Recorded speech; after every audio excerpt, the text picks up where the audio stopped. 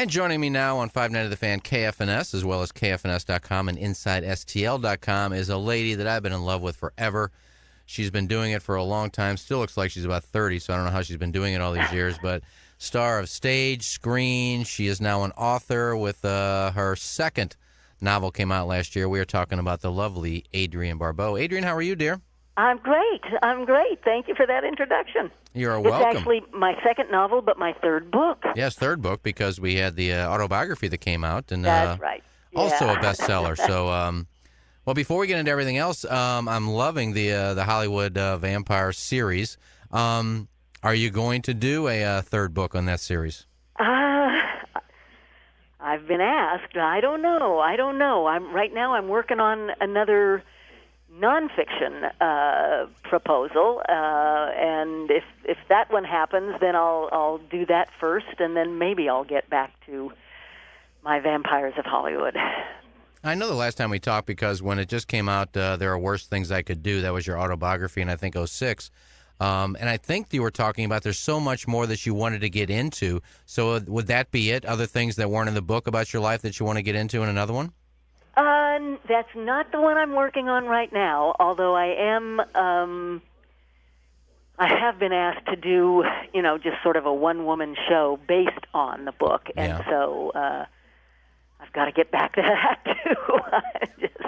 You're so busy, and then also a mom, too, with your 3 kids and the twins. They're growing up, and a lot going on with you. The boys are almost 15, and most of my time is spent on the soccer field.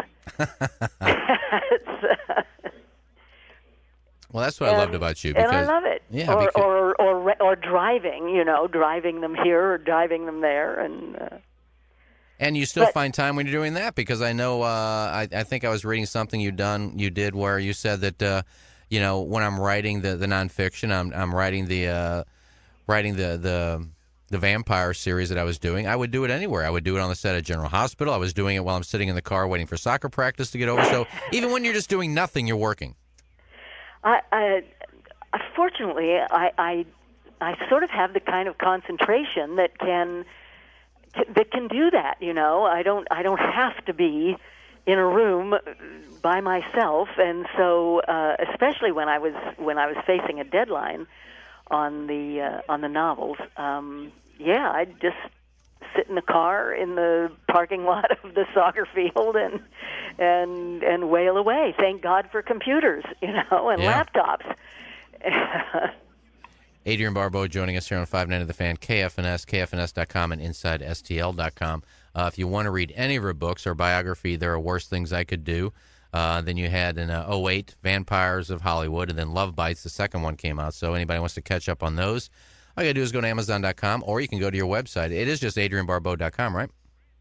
It's abarbeau.com. abarbeau.com. Somebody beat me to my own name. And they wouldn't sell it back to you?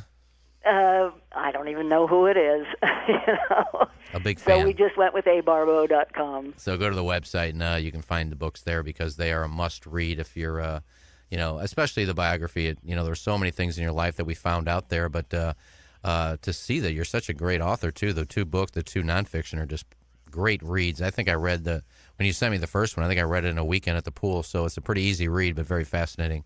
So hopefully down the road we will see number 3 in that series. There's so many things you've done, and every time I want to catch up with you, I talk about the early years, because, people know you from, your ex-husband's movies when you came out with The Swamp Thing and The Fog and things like that, and obviously other movies after that kind of in the horror genre. But a lot of people don't know that you started out on Broadway, were nominated for a Tony in Grease, and that was your first love. That was my first love. Well, musical theater is what I started doing when I was in high school, and it's all I knew when I graduated high school. And right out of high school, I was hired to go overseas to entertain the armed forces, again, doing musical comedy. So when I came back and started college, it was like, well, I should probably go to New York, and because that was all I knew. I didn't know television. I didn't know film. So, my first show on Broadway was Fiddler on the Roof. I played one of the daughters, and now this summer I'm going back to Sacramento, to the Sacramento Music Theater, To play Golda. It's my second time doing Golda, but I figure if I stick around long enough, I'll probably be playing Grandma Tzeitel. And then I went from Fiddler. I did some off-Broadway work, and then Grease.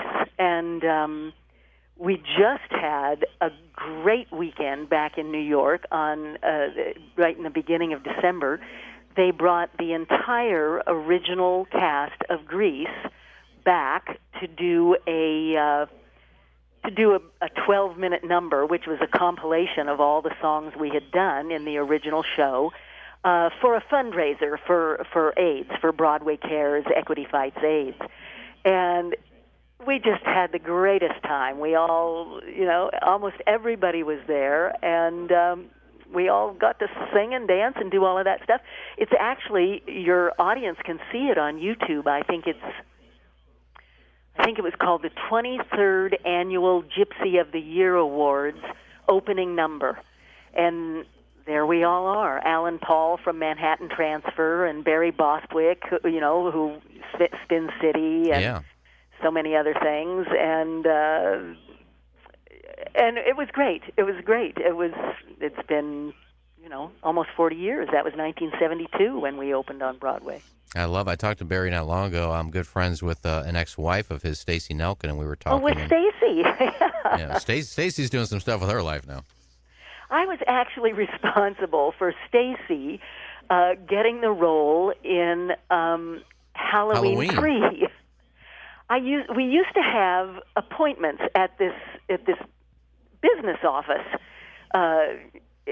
Back in the early 80s, I guess. Yeah. And I used to see this woman in the elevator all the time, and I thought she was very attractive. And gradually we sort of struck up a conversation, and yes, she was an actress and everything. And I was married to John at the time, John Carpenter, and they were casting Halloween 3. And I said, I don't know if she can act or not, but she just looks like the part to me. I think you ought to at least meet with her and bring her in. And he ended up using Stacy to star in Halloween 3. Well, I'm going to talk to her this week. I'm going to tell her you said hello. Tell her I said hello. I will do that. AdrienneBarbeau joining us for a couple more minutes because she is actually going out to an audition as we speak, so only a few minutes with Adrienne. I don't know if I've ever talked to you about this before, but the one thing I admire about you, and I actually highlighted it when I was reading the book, because you said, thought of Hollywood as a flesh market, and that you would rather appear in films that explore the human condition and deal with issues. And that's what I always liked about you, because let's be honest, when you were doing Swamp Thing in The Fog, and I don't know how many people saw you in Stag Movie, but that was a nude musical. Yes. And so you did some nudity, and you were a bombshell back then. You still are, but back then you were like the pinup girl. And you kind of got away from that because, granted you could have got some parts, but you'd rather do movies that had some substance to it. And that's what I always loved about you is, hey, I'm not just going to take my top off to take my top off. I want to do some movies that people are going to appreciate. And I think the meat of the movies that you did were just excellent. Oh, thank you. Now, you should let your readers know, or your listeners know, Stag Movie was not a movie. It was an on off-Broadway musical. Yeah. Off-Broadway. In the days of Oh, Calcutta. And, I needed to... I needed to be seen because I had only done Fiddler on the Roof, but I had gone in as a replacement, and so I had never been reviewed by the New York critics. And this was the role that came along, and I thought, well, I've got to, people have to know I can sing and dance and do all this other stuff. So that's what I did. I have taken jobs for a myriad of reasons. I wish that I could say I've taken every job I took because I thought the material was uplifting and fantastic, and I just wanted to be involved with that project. But no, I've taken jobs because, I had to put a tent on my house to get rid of the termites, or because they were filming in Moscow, and I've always wanted to go to Moscow, so that I took one that, took me there. Ideally, I just did... Ben Affleck's new film, which should be out probably in a couple of months. Just a fantastic script and a fascinating true story that I can't wait for people to see. And so there, I was fortunate that I could do something that I'm really proud to be involved with. But and some of the others, I happened to luck into them. I met John. I did a film with him, a television film with him, and then I had the advantage of him writing the next two roles for me. So. But there's a lot of stuff that I'm very proud of, and a lot of stuff that I don't care if anybody ever sees in their life. Yeah, I'm going to guarantee you that probably half the men in this country have somehow tried to Google stag movie and find something, but it's... Oh, no. Sorry, guys.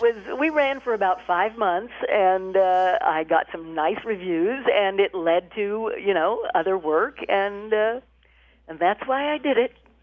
Was it hard, though? I mean, you were young back in the day, and that was obviously before Maude and before some of the other things you did, like Grease. But was it hard going 5 months and every night getting naked in front of a live audience? I mean, it's different when you're on a movie set and you got maybe 10 or 15 camera people there. But when you got an audience, I mean, that's got to be kind of nerve-wracking, isn't it? That wasn't the hard part about it. The hard part was... Well, I was singing one song upside down on a raked bed.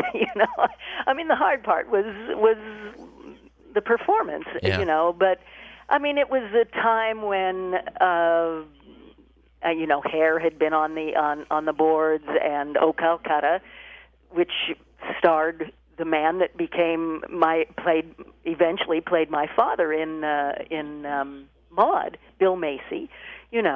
And it was just part of what you did if you were going to act in that show. I don't think I thought much about it at the time. So you just took it as a job. It was a job you had to do. It was, yeah. Well, I know you got to go, but we all know you from all kinds of things: The Fog, Escape from New York, Cannonball Run, Swamp Thing, Terror in the Owls. I enjoyed. And I did enjoy you in Back to School, too, with the late, great Rodney Dangerfield. But I have to tell you, I think the best role I've ever seen you in, and you were perfect for it, had to be the role of Ruthie in Carnival. What a great show, too. I loved it. It was such a fantastic show. So, every day I get up and I think, well, we got to find another project like that, because it was fantastic. She was a fantastic character. The writing was wonderful. The actors, you couldn't have asked for better people to be working with. Producers, writers, right down, network, you name it. It was a wonderful show. And everybody says, oh, it only ran 2 years. Well, at least we had 2 years, because it was one of the highlights for me. Yeah, I have to say, other than the Lisa Kudrow piece of crap that they put on there, I don't think HBO has ever done a bad show. I was really proud to be involved with that. I really was. And, hopefully something will come along like that again. Let's hope so. Before we let you go, anything in the works other than the Affleck movie, but anything you're working on now that we can promote a little bit? Let's see. Well, there's that. I just finished, as you know, about 9 months on General Hospital. But that's come and gone, and I'll be doing Fiddler in August in Sacramento. I am scheduled to start on another should be a very good horror film with a very well-respected director, but we haven't signed papers yet, so not talking about that. And I'm just, getting back to work. I've been doing a lot of voice work. And I've got a couple of big video games coming out. Cool. And but again, those are the kinds of things you don't talk about until after they've been on the market. Well, you were the only reason I actually bought God of War 3. So. Oh, thank you, thank you. I would try to get to those parts as soon as I could. Oh, that's nice. Most people don't know that part of the career, Well, I mean, there's so many people doing that now. There's so many people doing that now. Yes, yeah. They're great fun to do. I just did one that had motion capture, which was my first experience with motion capture, and that was fascinating, and I really enjoyed doing that. So, And that's the audition that I'm racing off for, is another game. Well, cool. You go do that. And if anybody wants to catch up with you or get any of the books that you got out, you go to abarbeau.com. A lot of good stuff on there, bios, pictures, everything about Adrienne. And then I have a Twitter account. You are on I think Twitter. that's also ABarbeau, And I've got a Facebook account, which I've got to go and look and see what that's under. All right, Adrienne, well, I'll let you get off to your audition, and hopefully that goes well. And if you do this one-woman show, you have to make sure you come to St. Louis, maybe to the Peabody, which just opened up. Fabulous old-time theater that just opened up. So if you do the one-woman show, you have to make sure you come to St. Louis to do it. Fantastic. I will. All right, kiddo. Okay. Keep up the good work. Tell Billy I said hello, and we will talk to you soon. Thank you. Bye-bye. Bye-bye.